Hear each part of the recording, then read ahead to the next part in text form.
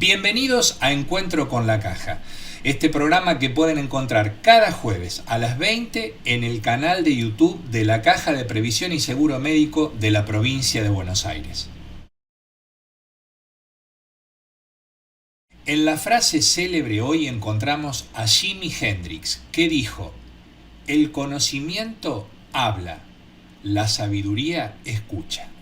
En un mundo donde la información está en todas partes, a veces nos enfocamos tanto en hablar y demostrar lo que sabemos que olvidamos lo más importante: escuchar y aprender de los demás. James Marshall Hendrix nació en Seattle, Estados Unidos, el 27 de noviembre de 1942. Se lo conoció mundialmente como Jimi Hendrix en su faceta de guitarrista, cantante y compositor. Jimi Hendrix fue de ascendencia afroestadounidense. Tanto su madre Lucille como su padre Al eran afroamericanos, mientras que su abuela paterna, Sinora Rose Moore, era afrodescendiente y también cherokee. Cuenta la leyenda que cuando Jimi tenía 8 años, en su escuela tenía la costumbre de andar con una escoba para emular una guitarra, y esto llamó la atención de uno de los trabajadores sociales del establecimiento. Después de verlo durante meses agarrándose a la escoba como objeto transicional,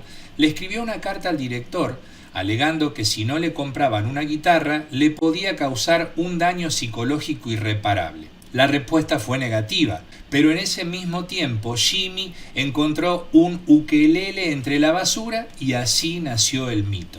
A pesar de que su carrera profesional duró solo 4 años, fue reconocido mundialmente.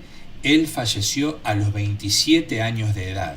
Es considerado uno de los músicos y guitarristas más influyentes de la historia del rock. El Salón de la Fama del Rock and Roll lo describe como indiscutiblemente uno de los músicos más grandes de la historia. La frase de hoy destaca la diferencia entre conocimiento y sabiduría al señalar que mientras el conocimiento se expresa verbalmente, la verdadera sabiduría reside en la capacidad de escuchar y reflexionar. El conocimiento habla, pero la sabiduría escucha. Lo dijo Jimi Hendrix. Desde la Caja de Médicos, te acompañamos en tu etapa activa con numerosos beneficios. Sabemos que la familia es lo más importante para vos. Por eso brindamos subsidios por nacimiento y adopción, por maternidad y por hijo con discapacidad. Si ambos padres son afiliados, los dos pueden percibir el subsidio por nacimiento. Si tuviste un accidente o una enfermedad que te impide ejercer la profesión por el plazo de 1 mes o más, podés solicitar el subsidio por enfermedad. Esta cobertura se puede prorrogar hasta el plazo máximo de 1 año. Transcurrido el año desde el acuerdo del subsidio por enfermedad, en caso de persistir la misma y no resultar de carácter total y permanente, podés solicitar el subsidio por invalidez por el término máximo de 1 año. Si tenés 65 años de edad, 35 años de aportes a nuestra caja y de ejercicio profesional, podés solicitar la bonificación por cómputo de servicio y edad.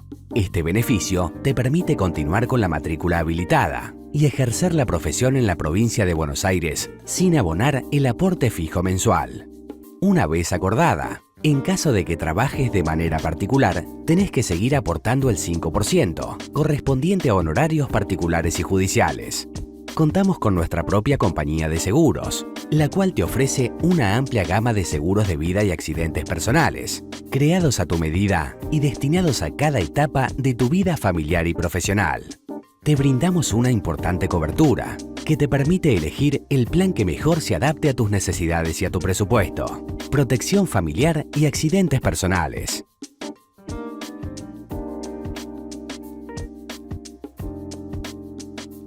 Somos la Caja de Médicos. Estamos junto a vos en cada etapa. Y hoy en Encuentro con la Caja recibimos al doctor Humberto Lucero. Humberto, ¿qué tal? ¿Cómo te va? Todo muy bien, Pablo. Muy agradecido por tu invitación. Realmente es un placer. No, al contrario, agradecidos nosotros por tu predisposición inmediata a nuestro llamado. El doctor Humberto Lucero, ¿dónde está hoy? Ciudad de Buenos Aires. Ah, Mi perfecto. periplo ha finalizado por ahora en la ciudad de Buenos Aires. Vengo de la provincia de Córdoba de chico, pasé por La Plata y actualmente he recalado hace ya unos años en la ciudad de Buenos Aires. Hay un célebre legista, un médico legista, autor de numerosos artículos y una extensa trayectoria en el ámbito de la formación de la docencia. ¿Usted lo conoce? ¿Es usted? No, tal vez sea un homónimo. Yo soy un modesto trabajador de la medicina, de la medicina legal. Está bien, tengo lo que tengo encima, tal vez de más, son años de trabajo en medicina legal, pero me he dedicado toda la vida y realmente me satisface mucho haberlo hecho, no me ha dado grandes satisfacciones. ¿Cómo surgió? Porque todo tiene un inicio. Ese Humberto de niño en Córdoba, ¿en dónde naciste particularmente? Soy nacido y criado en Río Cuarto, provincia de Córdoba, Bien, capital alternativa de la provincia, sí, para más datos. sí, sí. Bueno, y ahí empieza un poco mi vida profesional sin yo saberlo, o sea, mi elección de vida profesional sin yo saberlo. Yo de chico no quería ser ni bombero, ni vigilante, ni piloto de avión, yo quería ser profesor, pero profesor en la concepción que yo tenía del profesor, que venía de la literatura y venía del cine. El Ah, profesor era el personaje que acompañaba al héroe, que era el sabio, el hombre de ciencia, que era un ujú. personaje secundario y que resolvía todos los problemas con ciencia, aparatos, técnicas, etcétera. ¿No? Entonces, caso del doctor Sarkov de Flash Gordon, y Sí, él sí, era uno de ellos, y el profesor Lidenbrock, del viaje al centro de la Tierra, te doy dos ejemplos. Entonces, esa correcto. era mi concepción del profesor, una especie de hombre sabio que todo lo podía resolver con recursos metodológicos, científicos, técnicos, etcétera. Bueno, ese personaje prendió fuerte en mí y progresando en el tema de la literatura y del cine, apareció dentro de lo que yo leía o veía un personaje que era el médico forense, que también me resultó seductor y fascinante porque era una variante del profesor que resolvía otro tipo de problemas y se me incorporó a lo que yo quería hacer cuando fuese grande. Qué interesante. Llegado el momento de la elección de la carrera, o sea, dónde podía canalizar esa fantasía mía del hombre sabio, me, eh, me gustó, me atrajo la medicina en el sentido de que es un poco la ciencia del hombre. Yo no creo que haya algo más fascinante, más interesante que una historia humana, de cualquier ser humano. Es una historia, es una novela, cada persona es una novela, es una historia. Tal cual. Entonces decidí introducirme al mundo de la medicina y conocer al hombre. Y así lo fui conociendo y así fui encontrando el camino en la carrera. Mostrando otras aristas que nos han marcado desde nuestra infancia, y yo pienso en ese Humberto adolescente, enamorándose del cine en Río Cuarto, tenías esa experiencia, la gente quizás, pensando en los años que vos tenés, iba semanalmente al cine. ¿Esta es tu historia? Esa es mi historia, sí, si era un espectador consecuente, un lector consecuente. Sigo siendo un lector muy consecuente, sigo siendo un espectador ya no tan consecuente, pero me sigue atrayendo la ficción, me sigue trayendo el ensayo, la novela, leo constantemente, veo cine todo lo que puedo. Era una especie de rara avis dentro del grupo infantil porque las visiones daban para otro lado, que eso, jugar al fútbol, hacer algunos otro tipo de cosas que a mí no me atraían tanto como lo que te estoy contando. Correcto.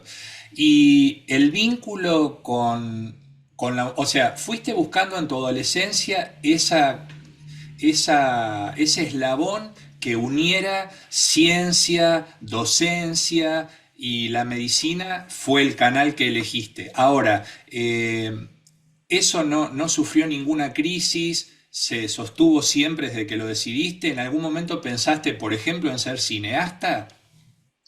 Bueno, en realidad, si entramos en el terreno de las confesiones, lo he sido. He podido trabajar hace ya mucho tiempo en cine, escribiendo y haciendo algunos cortometrajes. Los puedes encontrar en IMDb, no están todos.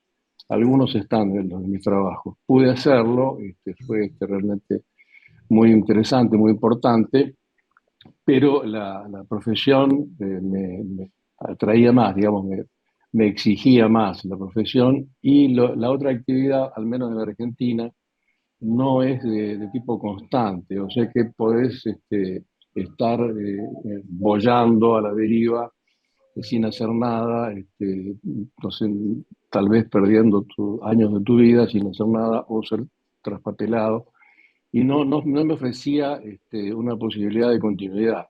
En cambio, la profesión la seguía ejerciendo y tenía lazos muy fuertes con la profesión que fui adquiriendo ya en los últimos años, especialmente de la carrera y en los años de ejercicio, que me ligaron profundamente a la medicina legal y a la psiquiatría forense, que son las dos especialidades que yo ejerzo todavía.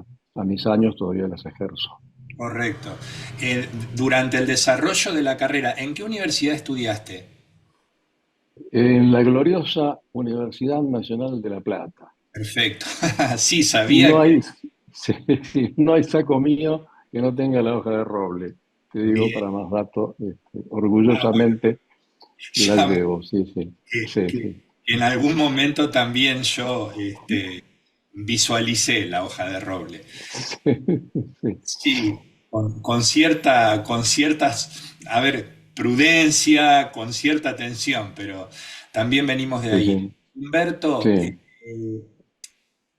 Mancino, Yapuznik, esos apellidos, ¿qué significan para vos en tu formación? Y mira, son esenciales, te diría, en mi formación total, no solamente médica. Te hablo de muchos años atrás. La carrera, mi plan fue un plan inaugural. Mi plan empezó el año que yo empecé la carrera. Se inauguró ese año, el año 1961. Eh, Tenía el primer año, que era el aprendizaje, el conocimiento del hombre anatómicamente normal o sano. El segundo año del hombre fisiológicamente normal o sano. En tercero te encontrabas con las consecuencias de la enfermedad.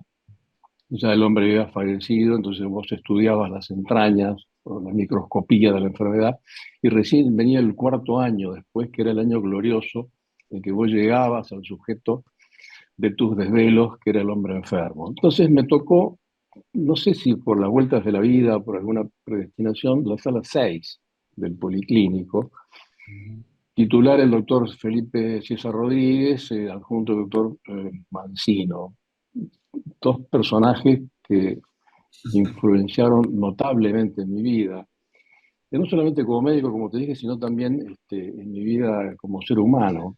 Correcto. Era otro tiempo, ese otro mundo era, tal vez hoy no se entienda demasiado. Para darte un ejemplo, vos recordás cómo eran las salas, que eran salas de 30 camas, 15 y 15, una de cada lado.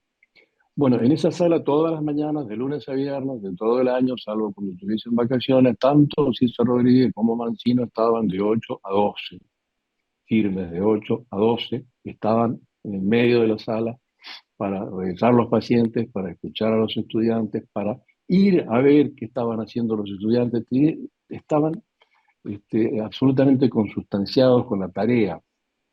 Lo hacían, yo creo que era vocacional, no podían evitar Absolutamente. hacerlo. Entonces, claro, uno entraba a la sala y estaban todos los eminencias grises, te digo, te nombro dos porque había más todavía. Entonces, con el paso de los años, eso fue modificando el esquema ese del médico en la palestra.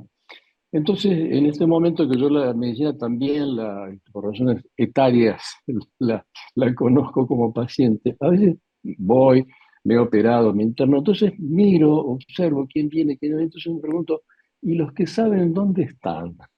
Porque no aparece ninguno. Bueno, el tema es que lo que sin que yo me diera cuenta, o sea, inconscientemente, lo que me insuflaron personajes como César Rodríguez o Mancino fue el trato y el significado de lo que es el paciente y de lo que es la profesión.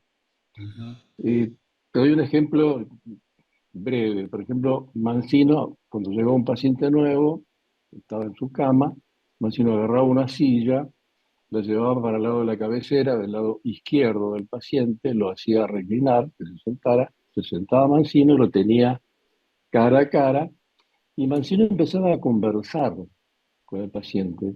Le preguntaba quién era, si lo escuchaba, no daba el discurso Mancino. Quién era, de qué trabajaba, cómo eran sus días, cómo era su familia. Y después que había tenido un panorama general de quién era esa persona que tenía adelante, empezaba a hacer el interrogatorio La y anamnesis. después la anamnesis, que era una anamnesis, te digo, para novelas eran, Sí, sí, como sí. de la anamnesis sacaban toda una historia clínica, eran magistrales. Y después venían los exámenes físicos que eran largos, minuciosos, eran de todos los órganos y sistemas, no solamente del motivo de consulta. Bueno, y eso yo lo miraba parado con mis compañeros, lo veía, y yo no sabía que eso se me estaba metiendo adentro. Entonces, cuando yo empecé a salir de la palestra, viste que empezás con guardias, empezás a trabajar, me di cuenta que me salía el estilo Mancino. Entonces, la capacidad de enseñarte, la capacidad de formarte, lo hacían sin que te dieras cuenta. Era Claro. algo así como una cuestión que te llegaba de manera infusa. Vos la absorbías y te transformabas en un personaje que era y sigue siendo, aunque está postergado el médico, la persona del médico sigue siendo el recurso diagnóstico y terapéutico más maravilloso que existe, Ujú. que sí ha sido delegado por razones diversas en la tecnología y demás, pero la presencia del médico es el elemento esencial para la cura o el alivio del paciente. Sublime. Me hablas de medicina de maestros, de anamnesis con un tiempo que hoy la locura, la vorágine, la cantidad de minutos que se le puede dedicar a a cada paciente, obviamente atenta contra ese modelo médico. Me tocó mucho más acá en el tiempo, Giacomantone, Varela, pero todos Oh, discípulos de sí, esa sí, sí, sí, medicina que contás. sí. Sí, sí, Giacomantone estaba en la sala, Varela estaba en la sala también. Eh, es cierto lo que vos decís, el capital tal vez más grande que teníamos en aquel momento era el tiempo. Ujú. Entonces, vos ingresabas a la sala clínica médica y cursabas los días que te tocaba en la hora que te tocaba. Pero existía la posibilidad de ofrecerse como voluntario para ir a trabajar a la sala. Correcto. Entonces vos te presentabas, te aceptaba el jefe de sector, eran sectores de 5 camas, o sea, de las 15 había 6 sectores de 5 camas. Y yo me presenté, me tocó en el sector del doctor Abraham Mosenberg, tal vez lo escuchaste nombrar, trabajó mucho con Favaloro, Ujú. y teníamos la cama de 11 a 15. Bueno, la tarea nuestra era hacer las historias clínicas de los pacientes que ingresaban y evolucionar los pacientes que ya estaban internados. Bueno, Correcto. hacer una historia clínica nos llevaba, no sé, 4 o 5 días, porque hacíamos todo, absolutamente Claro. todo, neurológico, respiratorio, circulatorio y digestivo, hacíamos todo absolutamente. Hasta saber que hacíamos la sensibilidad, la tomábamos con 2 tubos de ensayo, uno de agua fría, otro de agua Claro, caliente. con el mecherito de Bunsen. Pin- claro, No, no, pincho, no. toco, pincho, toco. Bueno, entonces, sí, éramos, no sé, jóvenes entusiastas. A Sí, tal sí. punto, sí, yo iba a la mañana, a tal punto que un compañero, querido compañero ya fallecido, eh, estaba tan entusiasmado que volvía a la tarde a seguir haciendo las historias químicas, es decir, el entusiasmo que teníamos, ¿no? A su vez también cumplíamos funciones auxiliares, suponete, en aquel momento los recursos tecnológicos máximos eran la radiografía Sí, y el laboratorio. Entonces, uno aprendía también viendo cómo se hacían determinadas radiografías, porque trabajaba de camillero. Por claro. ejemplo, a uno de mis pacientes del sector se le hizo una esplenoportografía, que en aquellos tiempos era algo así como un viaje a Plutón, una cosa así. Entonces, yo había que llevarlo, no había nadie, pero yo me ofrecí a llevarlo y me lo llevé con la camilla yo solo, me chingaba. Tuve un viaje largo y penoso, Claro. llegué y pude ver cómo se hacía una esplenoportografía que para mí era epifánico, de conocer uno de los últimos recursos de la medicina. Bueno, hacíamos de todo. Pasa que coincido contigo. Hoy el tiempo nos corre y ya Eh, no podemos hacer eso. no, entiendo, pero bueno, sigue siendo, la clínica sigue siendo irreemplazable y ese Ujú. ojo a veces que algunos médicos tenían, semblanteadores, estudiosos de facies que Sí, ya sí, se sí, sí. planteaban un diagnóstico diferencial al momento que un paciente ingresaba a su consultorio. Era Sí, otro sí, tiempo. Pero bueno, la sí, sí, sí, semiología de sí. Yapusnik, que fue la que nosotros también tuvimos, por ahí está Ujú. siendo no tan entretenido para los que no estudiaron en la Universidad Nacional de La Plata. Este Sí, reportaje. sí, Pero sí. bueno, Pero de todos modos, la transmisión de experiencias es interesante, cómo se hacía, por lo menos en exacto. mis tiempos, en tus tiempos. ¿En qué momento de la carrera empezaste a sentirte atraído por la psiquiatría forense, la medicina legal? No sé cuál de esas dos especialidades habrás concretado primero. Bueno, fueron simultáneas, te cuento. El tema es que a mí ya me interesaba la psicología, la psiquiatría, como vocacional, ¿viste? Leyendo por mi cuenta ficción que tiene que ver con el tema psicológico, ficción que tiene que ver con el tema forense. Y te diría, el encuentro personal con la psiquiatría y la medicina legal lo tuve en la facultad, que para mí fueron momentos trascendentales. Recuerdo que mi profesor de psiquiatría era el doctor Roberto Chafardo.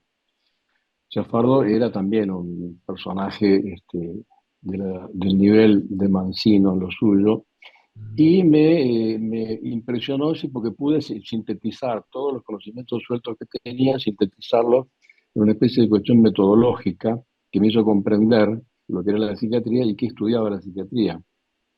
Y casi simultáneamente, con un año de diferencia tal vez, que entré en medicina legal, cursando medicina legal, también me encontré deslumbrado porque era justamente lo que yo estaba buscando. Entonces, ya a partir de ahí, mi destino estaba marcado. Yo iba a egresar de la facultad para trabajar en medicina forense. Tanto es así que yo me recibí en un 31 de julio y en el mes de noviembre de ese año empecé a trabajar en Melchor Romero, en el pabellón Ah, judicial, ujú, donde se trataban los casos que venían derivados por los jueces de la provincia. claro. Y a su vez, al año siguiente, en el mes de abril, empecé el curso de posgrado de medicina legal en Buenos Aires, que eran 3 años. O sea que en 3 años tuve las dos especialidades, psiquiatría y medicina legal. Y a partir de allí, parte en la función pública, luego en la función privada, luego otra vez en la función pública, seguí hasta el día de hoy. La, digamos, la experiencia docente al lado de esos monstruos que estamos nombrando surgió naturalmente. Vos ya decís que ya desde muy chico te motivaba. Al momento de ejercer la docencia, ¿pudiste unir esa pasión y en ningún momento te despegaste de ella? No, ocurre que por lo menos en mi caso, hubo un camino de Ujú, descubrirme o de descubrir cómo se hacía la docencia bien hecha. Bueno, yo soy un tipo muy organizado, tal vez demasiado, muy estructurado, me gusta esquematizar. Entonces, cuando empecé en la facultad, en la cátedra de medicina legal, empecé mi vida docente y la carrera docente, tenía clases de 45 minutos de distintos temas. Entonces, yo en general los preparaba minuciosamente, hasta te diría que los cronometraba, que duraban 45 minutos. Entonces iba a dar la clase y daba la clase y daba la clase y se terminaba y nos íbamos todos a casa. Humberto, Entonces, perdón una sí, interrupción. Muy de sí. serial eso. Sí, muy bueno, muy bueno. Entonces, un día llego a dar la clase de X tema, entonces la secretaria me dice, no, doctora, a usted le toca este otro tema que yo no había preparado. Entonces me agarró una especie de estado de desesperación. Claro, el tema yo lo sabía, pero no había hecho el dibujo, no había cronometrado, ya no había hecho la rutina así, sacramental de preparar una clase. Entonces tuve que salir a dar la clase como venía. Y la clase no se terminaba nunca. Y me seguían preguntando y se iban quedando. Entonces dije, bueno, esto me marcó, absolutamente, me marcó para ser más suelto. O sea, lo que se espera del que da la clase no es que te mate con una clase magistral, sino que te entretenga o Claro, te haga participar. Bueno, y ese fue el estilo que fui cultivando. Eso era en la facultad, o sea, en grado. Y después lo fui modificando en posgrado. Fui profesor en posgrado del Colegio de Médicos de la provincia de Buenos Aires durante muchísimos años, más de 20. Y ciertos hechos puntuales, a veces sí, me iban haciendo variar el estilo, mejorar en la palabra el estilo, hasta llegar a quedar satisfecho de darme cuenta que había llegado. A veces uno percibe que no llega, así ocurre a veces, ¿no? Que no llega o que no hay interés, y está en uno el defecto generalmente, no en el tema. Y descubrí ciertos recursos y ciertas trampas que me permitieron llegar a los auditorios, ¿no? Entonces lo pasaba bien el auditorio y lo pasaba muy bien yo también. dicen que se enseña mucho mejor cuando se transmiten emociones, cuando se puede generar ese feedback con el Mm, alumnado. sí, Estimo sí. que lo habrás comprobado. Sí, sí, efectivamente, sí, sí, cuando hay una especie de ida y vuelta, ¿no? De intercambio. Y fuera de eso que es el ejercicio de la medicina, la impronta docente y todo, ¿hay algún otro hobby en la vida del doctor Humberto Lucero? Bueno, los hobbies siguen siendo los del principio, o sea, literatura y cine, y apareció una ocupación que me motivó fuertemente, que fue el derecho. Cuando yo empecé, claro, desde luego, cuando uno empieza a trabajar en medicina forense, en ciencia forense, en medicina legal, tiene que leer, conocer mucho de derecho. Entonces se me fue metiendo el bichito del derecho y entonces ya, bueno, ya pasados muchos años, cuando me fui de la asesoría pericial de San Isidro, empecé la carrera de Derecho, hace ya 12 años o más. Me estudié abogacía, disfruté la carrera de abogacía, me enriqueció muchísimo, sí, perfeccionó todos los conocimientos de derecho que yo tenía y me introdujo en un mundo fascinante, que es el mundo del derecho. Eh, Bienvenido, bienvenido a la parte cholula de Encuentro con la Caja. ¿Algún caso paradigmático en el que te haya tocado por ahí formar parte? sí, sí, varios de ellos. En el año 2012, si no me equivoco, me contrató la Fiscalía del Juicio, o sea, el Ministerio Público Fiscal de la provincia de Río Negro, para actuar como asesor de la fiscal de juicio en el juicio oral de Susana Freidós, la Ah, viuda del del gobernador. gobernador Soria, efectivamente. Ese fue uno de los hechos. En otro momento, unos años después, también el Ministerio Público Fiscal de la provincia de La Pampa me contrató para trabajar también con el Ministerio Público Fiscal en un caso de violaciones numerosas o presuntas violaciones numerosas que después no se demostraron en un jardín de infantes de Colonia 25 de Mayo. No sé si recordás, yendo para Bariloche, en Tristemente. el límite con Neuquén. Bueno, sí, dos casos por nombrarte que me hicieron trabajar mucho, me dieron muchas satisfacciones, me enriquecieron mucho, especialmente. Y por ahí yo pienso, asesinos seriales, uno ve series permanentemente de países Ujú. desarrollados, una cuestión permanente, te lo digo desde la más pura ignorancia, ¿no? Sí, En sí, sí. Argentina, como estudioso de la medicina legal y todo eso, ¿hay tantos casos de asesinos seriales como en esos países desarrollados? Es probable que sí, es probable, te digo, no te lo puedo asegurar, porque la serialidad tiene que ver con la manera en que se investiga. Esto es, hay que linkear, porque, por ejemplo, la cuestión de jurisdicciones, viste que hay fiscalías, por ejemplo, que tienen jurisdicciones de determinada área geográfica Claro. de determinado lugar. Entonces los hechos ocurren en una y en la otra y no se produce el link. Esto te lo digo porque viene a cuento porque estando en San Isidro hubo un fiscal que me vino a ver porque decía que había percibido en el área de su fiscalía, y hablando con colegas, en el área de la fiscalía de los colegas, que habían habido una serie de violaciones que tenían algunos patrones comunes. Ujú. Sí, yo podía ver todos los expedientes, que eran unos Claro. cuantos, y fijarme si había link y se podía investigar todo en la búsqueda de un autor. Ujú. Y bueno, lo hicimos, me llevó mucho tiempo, hice muchos dibujos, hice muchos gráficos, hice muchas especulaciones, y efectivamente se trataba de no todos, de una buena parte de ellos de un mismo autor, que operaba en la zona de San Isidro. Es notable cómo cuando uno abstrae, las cosas se simplifican. Cuando vos Bien. tomás, suponete, estos casos y te fijaste dónde sucedieron, dónde empezaron, dónde se produjo el hecho delictivo y dónde terminó, y vas pinchando alfileres, para decirlo de una manera así en el Sí, mapa, sí. te das cuenta que es un área pequeña, un área acotada. Entonces, metido en el estudio de la serialidad, uno aprende que eso indica que el autor, bueno, vive cerca o trabaja cerca, digamos, para no Claro. hacerlo demasiado fatigoso la explicación. Bueno, y ese caso que se llamó El hombre del tatuaje chino, de San Isidro, también es un caso que me dio una gran satisfacción, me enriqueció mucho, especialmente la metodología de estudio y de trabajo.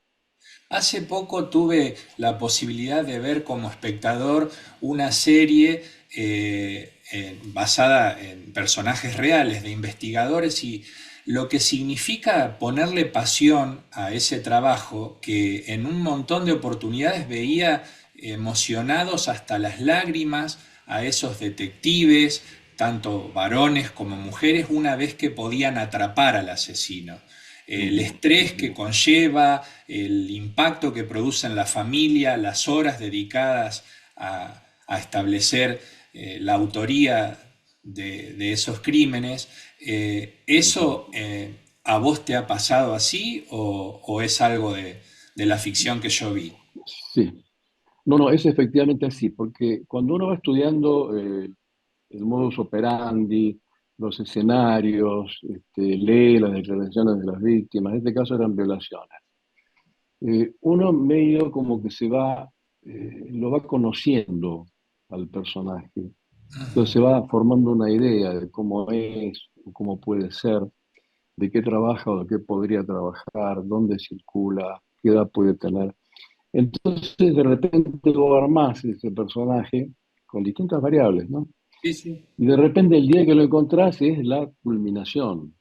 O sea, es una especie de dicho en un término muy gráfico, es epifánico. O sea, vos todo lo que trabajaste Claro. armando el personaje se concreta en una persona de carne y hueso y de repente un día te lo traen para que lo examines y resulta que ese joven de aspecto intrascendente e inofensivo era la persona que vos estabas pinchando con los alfileres, dibujando, buscando, armando. Bien. Eh, para finalizar, cuando entrevistamos a personas con la trayectoria, como por ejemplo la tuya, ¿qué recomendación podrías darle a médicos que recién empiezan a ejercer su profesión? Retomaría algo que te dije al comienzo.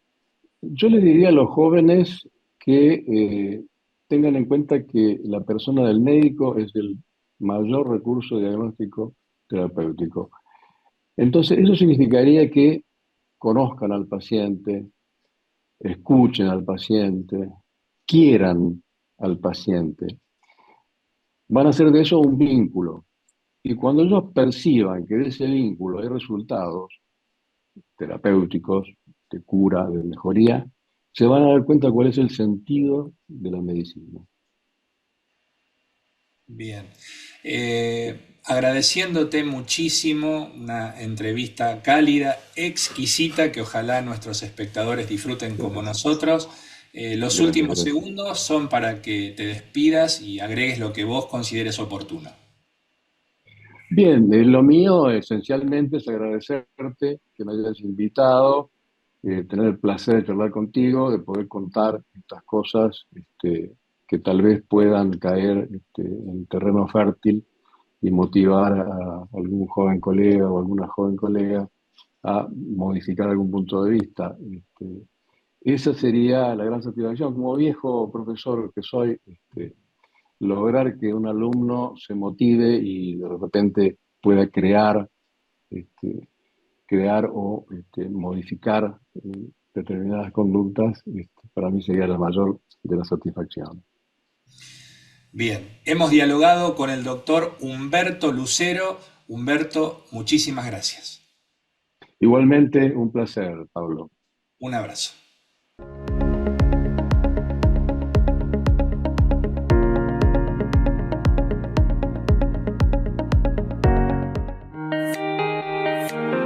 Estos son los clasificados de Encuentro con la Caja, rubro internacional. Y hoy, en el clasificado del rubro internacional, nos encontramos a Franco Simone y su tema Paisaje. No podrás faltarme cuando falte todo a mi alrededor. Francesco Luigi Simone, conocido por su nombre artístico Franco Simone, nació hace casi 75 años, el 21 de julio de 1949, en Aguarica del Capo, provincia de Lecce, región de la Puglia italiana, o sea, en el Taco de la Bota. Además de grabar en italiano, también lo ha hecho en español, alcanzando grandes niveles de popularidad en España, Latinoamérica y México, especialmente en Argentina, Chile y Colombia. Su debut oficial fue en el año 1972, cuando ganó el Festival de Castrocaro en su país. En 1974 se presentó en el Festival de San Remo y aunque no ganó, con el tema Fiume Grande, logró vender centenares de miles de copias en distintos lugares del mundo. En 1976 editó su álbum El poeta y su guitarra y al año siguiente el sencillo Respiro.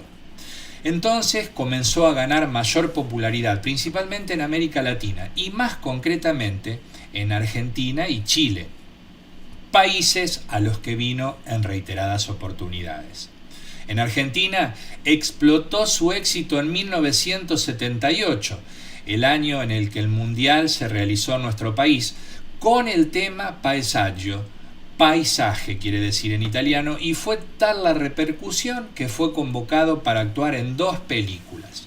La Carpa del Amor, que se estrenó en 1979 y tuvo como actores principales a Cacho Castaña, Jorge Martínez, Ricardo Darín y Mónica Gonzaga, y al año siguiente, en 1980, filmó La Discoteca del Amor, que repitió la fórmula con Cacho Castaña, Mónica Gonzaga, Ricardo Darín y Estela Maris Lanzani.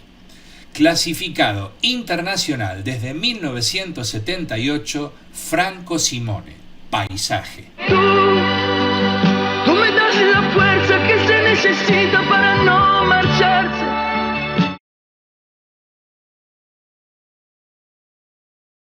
¿Le prestaste atención a esta canción? Hoy nos encontramos un tema de Fito Páez, un rosarino muy famoso que nació en el año 1963. Yo vengo a ofrecer mi corazón, una de las canciones más especiales que se ha escrito en lengua española. La compartiremos hoy, a 39 años de su lanzamiento, cuando fue incluida en el álbum de Fito Giros, publicado en 1985. El escritor Gastón García Marinozzi, que escribió un libro acerca de la canción, dijo que es hija política de la chanson francesa, del folclore de Violeta Parra y de Mercedes Sosa, de la fuerza del Nano Serrat, del rock de Bob Dylan o de The Beatles, una memoria coral de la época. En ese mismo libro se extrae una cita de Serrat en la que define el tema como parte de la banda de sonido de un tiempo de ilusión y esperanza, de recuperación de sueños y libertades. Cuando Fito lo escribió en 1984, Argentina se encontraba en los primeros años de reconstrucción, luego de lo que fue la etapa más oscura de la historia debido a la dictadura militar. Ya en democracia y con Alfonsín como presidente electo por el pueblo, el país iniciaba un camino de esperanza con la recuperación absoluta de los derechos y de la libertad. Fito contó que compuso la canción en un par de horas en el comedor de su casa que da a la calle Estomba en Buenos Aires. Fue una de las pocas canciones que surgió letra y música en paralelo. Hoy, ya entrado en años, dice que siente que fue un dictado del universo, porque él solo tenía 21 años cuando la escribió. Se trata de un tema con una letra absolutamente esperanzadora, donde el autor quiere dejar un mensaje de lucha y solidaridad, no solo para con el hermano, sino para con el pueblo entero. ¿Quién dijo que todo está perdido? Yo vengo a ofrecer mi corazón. Una frase que quedó inmortalizada, pero que significa el darlo todo. El país venía de ser devastado por lo que fue el proceso militar y necesitaba estar más unido que nunca para reconstruirse. El corazón es símbolo de amor, pero a la vez es lo que nos mantiene vivos. ¿Quién dijo que todo está perdido? Yo vengo a ofrecer mi corazón. Tanta sangre que se llevó el río, yo vengo a ofrecer mi corazón. No será tan fácil, ya sé qué pasa. No será tan simple como pensaba, como abrir el pecho y sacar el alma, una cuchillada del amor, luna de los pobres siempre abierta. Yo vengo a ofrecer mi corazón. Como un documento inalterable, yo vengo a ofrecer mi corazón. Y uniré las puntas de un mismo lazo, y me iré tranquilo, me iré despacio, y te daré todo, y me darás algo que me alivie un poco más. Cuando no haya nadie cerca o lejos, yo vengo a ofrecer mi corazón. Cuando los satélites no alcancen, yo vengo a ofrecer mi corazón. Y hablo de países y de esperanza. Hablo por la vida, hablo por la nada. Hablo de cambiar esta, nuestra casa, de cambiarla por cambiarla nomás. ¿Quién dijo que todo está perdido? Yo vengo a ofrecer mi corazón. Se llevó el río, yo vengo a ofrecer mi corazón. Conocemos nuestro país recorriendo su geografía, descubriendo las historias de nuestra gente, disfrutando de la cultura, el arte y la gastronomía. Viajar es el mejor plan. Como en cada capítulo de Encuentro con la Caja, nos encontramos con perlitas rurales y eso es lo mismo que decir Betina Cucaña. Hola Betina, ¿cómo estás? ¿Cómo le va, doctora Rúa, a todos sus oyentes? Un saludo y espero que estén bien y con ganas de viajar. Por supuesto. Aunque Por está supuesto. cerca, ¿cierto? Porque sí, en este momento de crisis, de que no estamos en el mejor momento económico, el turismo de cercanía es muy importante. No alejarnos mucho y poder disfrutar, en este caso, lo que yo difundo, que son destinos de turismo rural o destinos con impronta rural, como siempre digo. Es verdad. El otro día una espectadora de nuestro programa me decía que era uno de los segmentos que más le gustaba. ¿Qué trajiste para ofrecerle hoy, por ejemplo? Bueno, muchísimas gracias para esa persona. ¿Le gusta la cultura gaucha? Y si a usted que vive en Las Flores me dice que no... Sí, no, prefiero el reggaetón. Ya sé, pero bueno, va a quedar mal con Pellejero, va a quedar mal con un Pandora. No. Usted diga que le gustan las cabalgatas, que le gusta el folclore. Sí, la fiesta criolla, por supuesto. La fiesta criolla del hospital, etcétera, etcétera, por supuesto. Bueno, hablemos no tanto de cultura gaucha, sino de esas construcciones que han quedado en el campo, que han quedado a veces olvidadas en los pequeños pueblos y que hoy son lugares de encuentro, como era antaño, los boliches, las pulperías, pero que tienen esa cosa de atractivo para el porteño, para la gente que viene de lugares donde no hay tierra, ¿no? De lugares asfaltados. Bueno, uno Correcto. de los lugares, que yo siempre lo nombro, es la localidad de Roque Pérez, muy cercana Sí, a la Pérez, ciudad de Las Flores, tal donde cual. han recuperado muchos almacenes, y hay un lugar que seguramente que le va a sonar, la localidad de Carlos Beguerí, o Sí, Beguerie, sí, sí, correcto, sí. que está en Roque Pérez, y donde hay boliches o almacenes que realmente atraen y que la gente del lugar dice que guardan recuerdos de momentos especiales de su vida.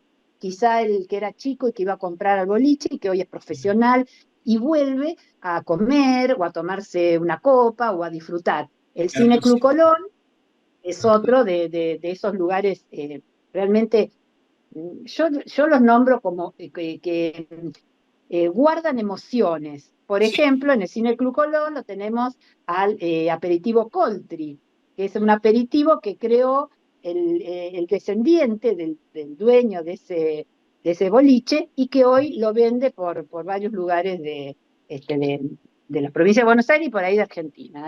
Cada vez va yendo un poquito más. El expandiendo. folclore del lugar, la cultura gaucha de la provincia de Buenos Aires están en esos destinos, por ejemplo, de Roque Pérez. Pero otro lugar también cerca de Las Flores, no sé por qué yo nombro tanto Las Flores, será porque Porque quiero somos, sí, sí, desarrollamos esa pasión indescriptible. a esa localidad, hace bastante que no voy. Navarro, por la ruta Navarro, 41, pueblo gaucho. cuando vamos a Mar del Plata, pasamos por Navarro. Navarro es una localidad que se ha quedado, no que se ha quedado en el tiempo, pero que puede encontrar todo lo que antes existía y que ahora no está en Navarro, ¿no? Bueno, la estación de tren, el bolichero, la laguna de Navarro también, muy linda, es un espejo de agua hermoso para hacer deportes náuticos, paisajes rurales por donde miremos, el aeroclub también, que es una linda propuesta para la gente que a lo mejor no es tan gaucha, que en vez de andar a caballo anda en avioncito, ¿no? Sí, sí, Un lindo lugar es Navarro. Y yo encontré acá un librito que se llama Manos de la Patria, que se hizo allá por el 2010, cuando en Mar del Plata se realizó un encuentro de plateros, ¿no? Que platero, fue sí. muy interesante, plateros de todo el país. Bueno, y Artesanos, quiero destacar, ustedes tienen también, sí. muy De Nino lujo, Rocco, el, sí. el- el platero que me ha hecho algunas cosas lindas. Bueno, y me gustaría destacar a Hugo Nicolás Gacioles. Es Bien. muy conocido, es madariaguense, Ujú. es un joven, no tan joven hoy, bueno, que realiza muchísimas obras y que además tiene un lugar en Madariaga donde uno entra y quiere como quedarse, ¿no? Porque no es solamente un negocio, sino que es un lugar ambientado con toda esa impronta del platero, de todo lo gaucho, de esta cultura gaucha. Sí, sí, hermosísimo. Bueno, hace años que está en Madariaga, ha andado por el mundo también, Hugo Gacioles, y es un referente de ese trabajo en plata, que no hablamos de mates, de bombillas, de Artistas. cinturones Sí, y demás. Y ha tenido también reconocimientos varios, y bueno, y es de Madariaga. Otro destino donde la cultura gaucha, bueno, es vedette, ¿no? también. General Madariaga, muy cerquito de la costa atlántica, con a ver, con mucha gente que realmente vive la tradición. y bueno, es parte de esa cultura gaucha que no debemos perder y que gracias a esta gente que sigue con esos trabajos tan rurales, pero que a veces llegan al mundo, bueno, no perdemos nuestra verdadera tradición, ¿no? Que es la tradición gaucha de como vos la lo decís. provincia de Buenos Aires y de todo el país. Exacto, refuerzan nuestro acervo y más allá de lo tradicional son verdaderos artistas, más que artesanos y todo eso lo que hacen es verdaderamente para destacar. Muy bien, Con Betty. mucha paciencia y mucho arte. Exacto, exactamente. Como siempre te decimos, muchísimas gracias por brindarte en estos encuentros y nos volvemos a ver pronto. Sí, por supuesto, con más turismo rural para toda aquella persona que quiera adentrarse en la cultura del campo y acercar el campo a la ciudad. Así está. Bettina Cucaña, un abrazo grande. Muchas gracias. Y así llegamos al final de un nuevo capítulo de Encuentro con la Caja. Como siempre les pedimos, suscríbanse. Queremos llegar a los 2000 suscriptores y ustedes pueden facilitarnos ese desafío. Hasta el próximo programa. Que estén muy bien. Gracias por elegirnos. Suscríbete a nuestro canal de YouTube. Déjanos tus comentarios. Encuentro con la Caja, el programa de la Caja de Previsión y Seguro Médico de la provincia de Buenos Aires.